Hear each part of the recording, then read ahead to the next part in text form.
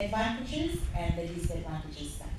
Once we have on-time learning, but in other side, the students they are lazy in writing. That's why most of them they have poor handwriting skills. And also for the additional work demands in school because of the loss of staff in the middle of the term, in the middle of the year.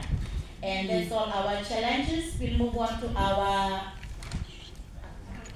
outcome that we're going to achieve for this beautiful 2025. We start from Richie.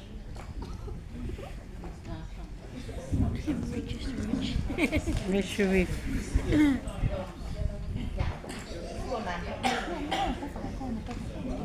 Well, the outcomes for 2025 starting with dress code.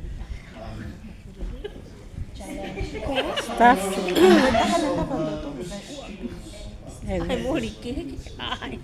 basically referring to our special needs students, and they're basically a resource to provide better teaching to oversee all the teaching and educational activities.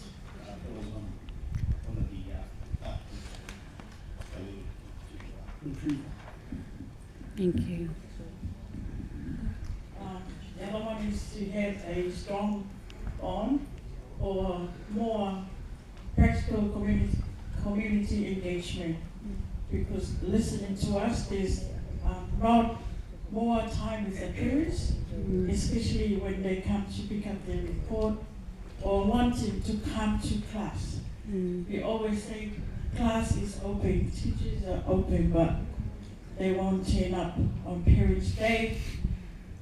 The more wanted parents for the students that need to come and see us teachers, they were the one that just come and pick their reports and go.